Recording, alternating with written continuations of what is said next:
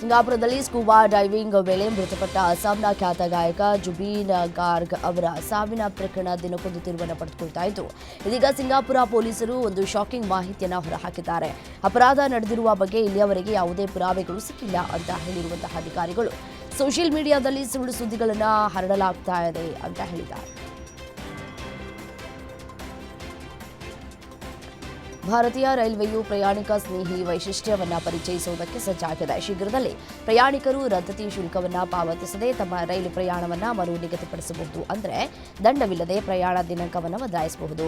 ಭಾರತೀಯ ರೈಲ್ವೆ ಅಡುಗೆ ಮತ್ತು ಪ್ರವಾಸೋದ್ಯಮ ನಿಗಮದ ಪೋರ್ಟಲ್ ಮೂಲಕ ಜಾರಿಗೆ ತರುವುದಕ್ಕೆ ಉದ್ದೇಶಿಸಲಾದ ಈ ಹೊಸ ಕ್ರಮವು ಪ್ರಯಾಣಿಕರು ದೃಢೀಕೃತ ಟಿಕೆಟ್ನಲ್ಲಿ ತಮ್ಮ ಪ್ರಯಾಣದ ದಿನಾಂಕವನ್ನು ಮಾರ್ಪಡಿಸುವುದಕ್ಕೆ ಮತ್ತು ಅನ್ವಯಿಸಿದರೆ ದರದಲ್ಲಿನ ವ್ಯತ್ಯಾಸವನ್ನು ಮಾತ್ರ ಪಾವತಿಸುವುದಕ್ಕೆ ಅನುವು ಮಾಡಿಕೊಡುತ್ತೆ. ಪೊಲೀಸ್ ಕಾನ್ಸ್ಟೇಬಲ್ ಒಬ್ಬರು ಕುಡಿದು ಕಾರು ಚಲಾಯಿಸಿದ್ದು ಅಲ್ಲದೆ ಆಟೋಗೆ ಡಿಕ್ಕಿ ಹೊಡೆದಿದ್ದಾರೆ. ಈ ಘಟನೆ ಮಹಾರಾಷ್ಟ್ರದ ಪುಣೆಯ ರಂಜನ್ಗಾಂವ್ ಪ್ರದೇಶದಲ್ಲಿ ನಡೆದಿದೆ. ಆಟೋಗೆ ಡಿಕ್ಕಿ ಹೊಡೆದ ಪರಿಣಾಮ ಆಟೋ ಪಲ್ಟಿ ಹೊಡೆದಿದೆ. ಅಪಘಾತದಲ್ಲಿ 6 ಜನರು ಗಾಯಗೊಂಡಿದ್ದಾರೆ. ಅಪಘಾತದ ದೃಶ್ಯ ಸಿಸಿಟಿವಿಯಲ್ಲಿ ಸೆರೆಯಾಗಿದೆ.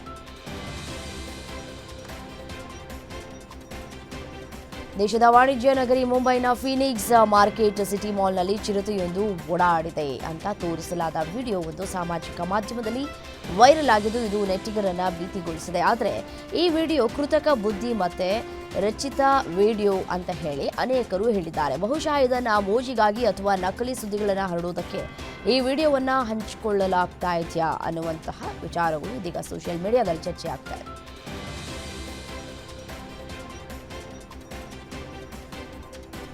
ತುಳಮಾಸ ಪೂಜೆಗಾಗಿ ಶಬರಿಮಲೆ ಅಯ್ಯಪ್ಪ ಸ್ವಾಮಿ ದೇವಸ್ಥಾನದ ಬಾಗಿಲು ಇಂದು ತೆರೆದಿದೆ. ತುಳಮಾಸ ಪೂಜೆ ಆರಂಭವಾಗ್ತಾ ಇದ್ದಂತೆ ಭಕ್ತರು ಪ್ರಾರ್ಥನೆಯನ್ನು ಸಲ್ಲಿಸುವುದಕ್ಕೆ ಪಟಣಾಂತಿ ಈ ಒಂದು ಪ್ರದೇಶದಲ್ಲಿ ಶಬರಿಮಲೆ ದೇವಾಲಯದ ಬಾಗಿಲುಗಳನ್ನು ತೆರೆಯಲಾಗಿದೆ. ಇಂದಿನಿಂದ ಅಕ್ಟೋಬರ್ 22ರವರೆಗೆ ಶಬರಿಮಲೆ ಬಾಗಿಲು ತೆರೆದಿರುತ್ತೆ.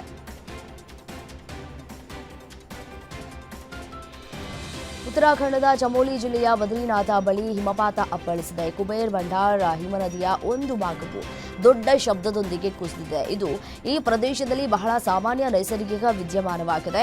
ಹಿಮನದಿ ಹರಿಯುವ ಶಬ್ದ ಮತ್ತು ದೃಶ್ಯವು ಅಲ್ಲಿದ್ದ ಭಕ್ತರನ್ನ ರೋಮಾಂಚನಗೊಳಿಸಿದೆ. ಇದು ಆತಂಕವನ್ನು ಕೂಡ ಸೃಷ್ಟಿಸಿದೆ. ಸದ್ಯಕ್ಕೆ ಯಾವುದೇ ಪ್ರಾಣಾಪಾಯ ಸಂಭವಿಸಿಲ್ಲ ಅಂತ ಅಧಿಕಾರಿಗಳು ತಿಳಿಸಿದ್ದಾರೆ.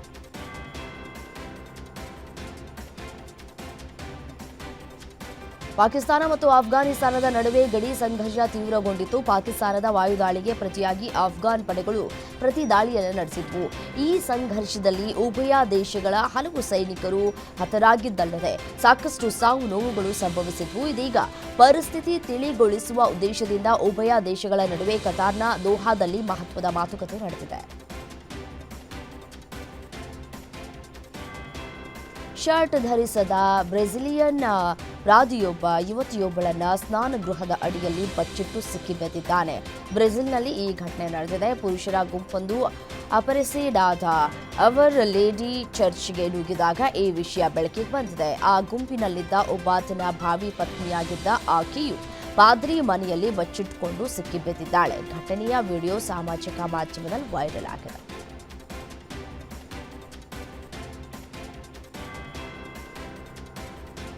ನಾಲ್ಕು ಅಥವಾ 5 ದಶಕಗಳ ಬಳಿಕ ಭಾರತದ ಪ್ರಧಾನಿ ಜಗತ್ತಿಗೆ ನಾಯಕರಾಗಲಿದ್ದಾರೆ. 21ನೇ ಶತಮಾನವು ಭಾರತಕ್ಕೆ ಸೇರಿದೆ. ಇಲ್ಲಿನ ಪ್ರಧಾನಿ ಯಾರೇ ಆದರೂ ಅಮೆರಿಕದ ಅಧ್ಯಕ್ಷರಿಂದ ಮುಕ್ತ ಜಗತ್ತಿನ ನಾಯಕನಾಗಿ ಜವಾಬ್ದಾರಿಯನ್ನು ಪಡೆದುಕೊಳ್ಳಬಹುದು ಅಂತ ಆಸ್ಟ್ರೇಲಿಯಾದ ಮಾಜಿ ಪ್ರಧಾನಿ ಟೋನಿ ಅಬಾಟ್ ಹೇಳಿದ್ದಾರೆ.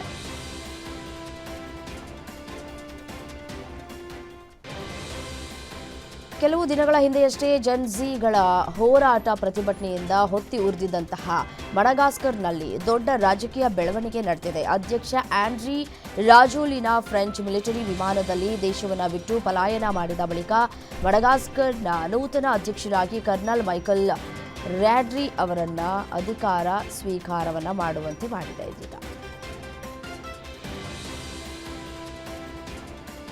ಭಾರತದಿಂದ ಪಲಾಯನ ಮಾಡಿದ ವಜ್ರದ ವ್ಯಾಪಾರಿ ಮೆಹುಲ್ ಚೋಕ್ಸಿಯನ್ನ ಮರಳಿ ಕರೆತರುವ ಭಾರತದ ಪ್ರಯತ್ನಗಳಿಗೆ ಕೊನೆಗೂ ಫಲ ಸಿಕ್ಕಿದೆ. ಭಾರತ ಬಹಳ ಸಮಯದಿಂದ ಚೋಕ್ಸಿಯನ್ನ ಗಡೀಪಾರು ಮಾಡುವುದಕ್ಕೆ ಬೆಲ್ಜಿಯಂ ಅನ್ನು ಮನವಿ ಮಾಡಿತ್ತು. ಇದೀಗ ಬೆಲ್ಜಿಯಂನ ಸನ್ನಿಯಲ್ಲಿ ನೂತನ ಮೈಲುಗಲ್ಲು ತಲುಪುವ ಸನಿಹದಲ್ಲಿದ್ದಾರೆ. ಅಕ್ಟೋಬರ್ 19ರಂದು ಇಲ್ಲಿನ ಅಪ್ಟರ್ಸ್ ಕ್ರೀಡಾಂಗಣದಲ್ಲಿ ಆಸ್ಟ್ರೇಲಿಯಾ ವಿರುದ್ಧ ಭಾರತ ತಂಡ ಮೊದಲನೇ ಏಕದಿನ ಪಂದ್ಯವನ್ನ ಆಡಲಿದೆ.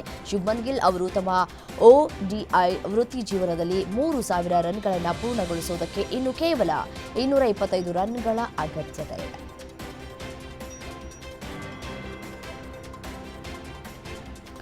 ಆಸ್ಟ್ರೇಲಿಯಾ ವಿರುದ್ಧದ ಏಕದಿನ ಸರಣಿಗಾಗಿ ಪರ್ತ್ ತಲುಪಿರುವಂತಹ ಟೀಂ ಇಂಡಿಯಾ ಆಟಗಾರರು ಇದೀಗ ನೆಟ್ ಅಭ್ಯಾಸದಲ್ಲಿ ನಿರತರಾಗಿದ್ದಾರೆ. 7 ತಿಂಗಳ ಬಳಿಕ ಅಂತಾರಾಷ್ಟ್ರೀಯ ಕ್ರಿಕೆಟ್ಗೆ ಮರಳಿರುವ ವಿರಾಟ್ ಕೊಹ್ಲಿ ಮತ್ತು ರೋಹಿತ್ ಶರ್ಮಾ ಅವರು ಅಕ್ಕಪಕ್ಕದ ನೆಟ್ಸ್ನಲ್ಲಿ ದೀರ್ಘಕಾಲ ಬ್ಯಾಟಿಂಗ್ ನಡೆಸಿದ್ರು. ಅಭ್ಯಾಸ ನಡೆಸಿದ ಫೋಟೋ ಮತ್ತು ವಿಡಿಯೋಗಳು ವೈರಲ್ ಆಗಿದೆ.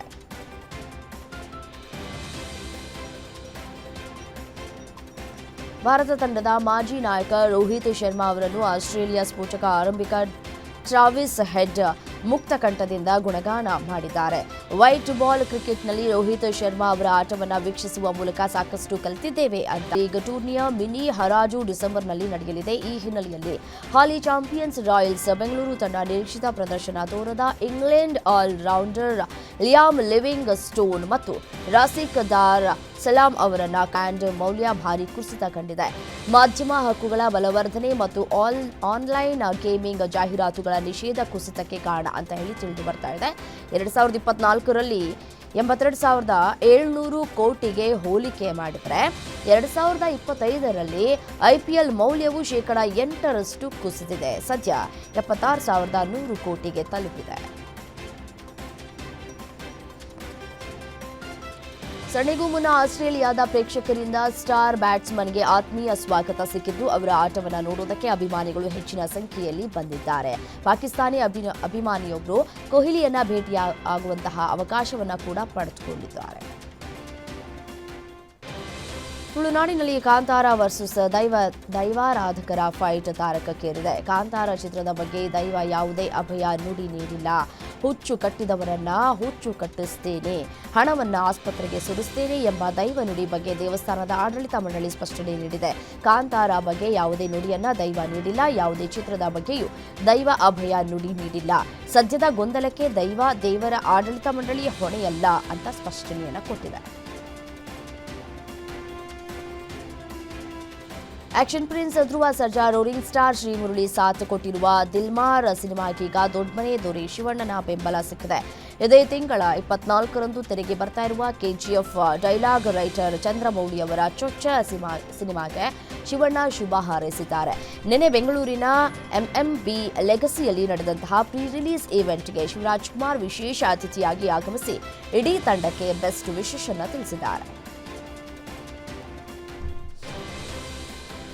ರಾಕಿಂಗ್ ಸ್ಟಾರ್ ಯಶ್ ಅಭಿನಯದ KGF ಹಾಗೂ ಡಿವೈನ್ ಸ್ಟಾರ್ ರಿಷಬ್ ಶೆಟ್ಟಿ ಅಭಿನಯದ ಕಾಂತಾರ ಸಿನಿಮಾದ ಹೆಸರನ್ನ ಇಟ್ಕೊಂಡು ಪಟಾಕಿ ಕಂಪನಿಗಳು ತಮ್ಮ ಪ್ರಾಡಕ್ಟ್ಗೆ ಸಿನಿಮಾ ಹೆಸರನ್ನೇ ಇಟ್ಟಿವೆ. ಈಗಾಗಲೇ ಕಾಂತಾರ ಹಾಗೂ KGF ಪಟಾಕಿಗಳು ಮಾರುಕಟ್ಟೆಗೆ ಲಗ್ಗೆ ಇಟ್ಟಿದ್ದು, ಅಭಿಮಾನಿಗಳು ಅದನ್ನ ಖರೀದಿಸಿ ದೀಪಾವಳಿ ಇದೆ. ಈಗಾಗಲೇ 700 ಕೋಟಿ ರೂಪಾಯಿ ಕ್ಲಬ್ ಸೇರಿದೆ.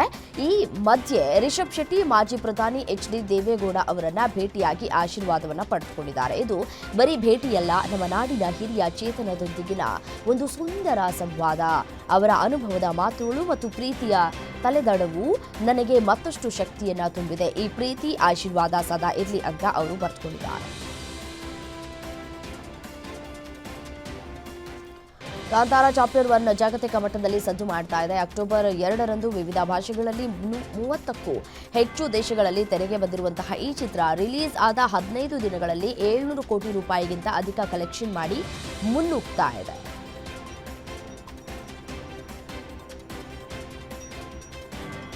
ಭಾರತೀಯ ಸಿನಿಮಾ ರಂಗದಲ್ಲಿ ನಟ ನಿರ್ದೇಶಕ ರಿಷಬ್ ಶೆಟ್ಟಿ ಅವರು ತಮ್ಮ ಬಹುಸಂಖ್ಯಾತ ಪ್ರೇಕ್ಷಕ ವರ್ಗವನ್ನ ತಮ್ಮತ್ತ ಸೆಳೀತಾ ಇದ್ದಾರೆ.